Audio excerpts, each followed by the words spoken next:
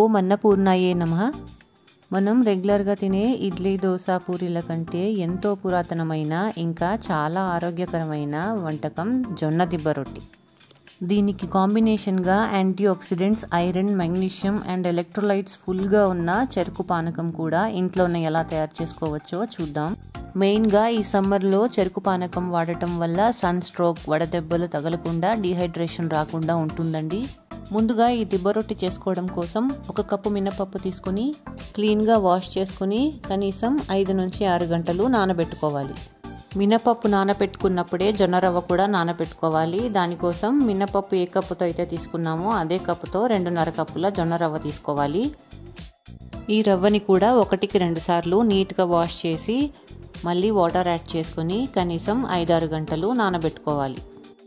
దిబ్బ రొట్టి ఎంత హెల్దీ రెసిపీ మనందరికీ తెలుసు కదా. ఈ రెసిపీలో రైస్కి బదులుగా ఇలా జొన్నలు వాడటం వల్ల వెయిట్ లాస్ అవ్వాలనుకునే వారికి మంచి బ్రేక్ఫాస్ట్ ఆప్షన్ ఇది. 5 గంటల తర్వాత మినపప్పు నానబెట్టుకున్న వాటర్ అన్ని తీసేసి ఒక మిక్సీ జార్లో ఈ మినపప్పుని యాడ్ చేసుకొని ఫ్రెష్గా కొన్ని వాటర్ యాడ్ చేసి స్మూత్ పేస్ట్ లాగా గ్రైండ్ చేసుకోవాలి.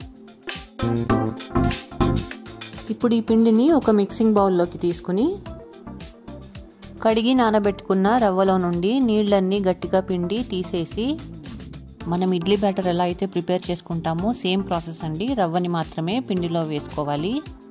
ఈ రవ్వని ఇలా వేసుకునేటప్పుడు నీళ్లు అస్సలు రాకుండా చూసుకోవాలి. అప్పుడే రొట్టి కరెక్ట్గా వస్తుంది.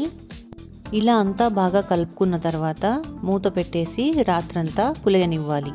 లేదా కనీసం 5-6 అవర్స్ అయినా ఫర్మెంటేషన్ కంపల్సరీ అండి. నెక్స్ట్ మనం ఈ దిబ్బ రొట్టికి ఎక్సలెంట్ కాంబినేషన్ చెరుకు పానకం ఎలా తయారు చేయాలో చూద్దాం. దానికోసం కడాయిలో 1 లీటర్ చెరుకు రసం యాడ్ చేసుకుని మీడియం టు హై ఫ్లేమ్లో బాయిల్ చేసుకోవాలి.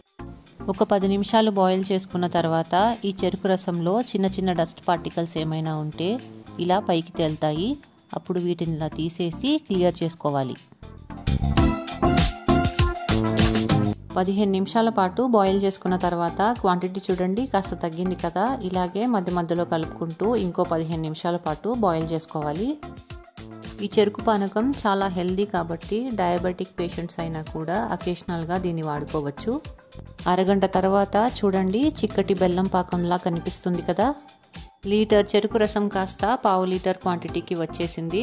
లేత బెల్లం పాకంలా కాస్త స్టిక్కీగా అనిపిస్తుంది. అప్పుడు ఈ స్టేజ్లో స్టవ్ ఆఫ్ చేసుకోండి. ఈ చెరుకు పానకాన్ని కూడా ముందు రోజే ప్రిపేర్ చేసుకుని ఫ్రిడ్జ్లో స్టోర్ చేసుకుని వాడుకోవచ్చండి. కాకపోతే సర్వ్ చేసే గంట ముందే ఫ్రిడ్జ్లోంచి తీసి బయట పెట్టుకుని వాడుకోవడం మర్చిపోకండి. సమ్మర్లో ప్రాబ్లం ఉండదు కానీ చలికాలం లేదా వర్షాకాలం ఈ గిన్నె పైన ఒక ఉలెన్ క్లాత్ వేసారంటే చక్కగా ఫర్మెంట్ అవుతుంది. ఇలా పులిసిన పిండిలో ఒక 1/2 టీ స్పూన్ సాల్ట్ యాడ్ చేసుకోండి. సాల్ట్ ఇక్కడ ఆప్షనల్ అండి. మీకు కావాలంటే యాడ్ చేసుకోవచ్చు, లేదన్నా పర్వాలేదు, టేస్ట్ బాగానే ఉంటుంది. ఇప్పుడు రొట్టి వేసుకోవడానికి స్టవ్ లో ఫ్లేమ్లో ఉంచుకుని కడాయిలో 1 టేబుల్ స్పూన్ ఆయిల్ యాడ్ చేసుకోవాలి. ఇందులో ఒక మీడియం సైజ్ గరిటెతో 3 నుంచి 4 గరిటెలు పిండి వేసుకుని ఇలా కొంచెం ఈవెన్గా ఫ్లాట్గా పిండిని సెట్ చేసుకోండి.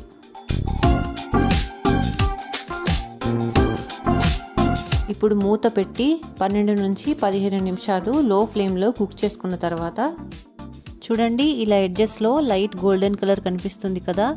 ఇలా ఉంటే ఆ సైడ్ అంతా రొట్టి పర్ఫెక్ట్గా కాలినట్లేనండి. ఇప్పుడు దీన్ని నెమ్మదిగా ఇలా తీసి రెండో వైపుకి తిప్పుకుని కాల్చుకోవాలి. ఈసారి మాత్రం మూత పెట్టకుండా లో ఫ్లేమ్లో రెండో వైపు కూడా ఒక 10 నిమిషాలు కాల్చుకుంటే సరిపోతుంది. 10 నిమిషాల తర్వాత రెండో వైపు చూపిస్తున్నాను చూడండి, చక్కగా కాలింది కదా. ఇంకా స్టవ్ ఆఫ్ చేసుకుని ఈ వేడి వేడి జొన్న దిబ్బ రొట్టి సర్వ్ చేసుకోవచ్చు. ఈ దిబ్బ రొట్టిలోకి కాంబినేషన్గా చెరుకు పానకం సర్వ్ చేస్తే రుచి మామూలుగా ఉండదండి, క్లాసిక్గా ఉంటుంది.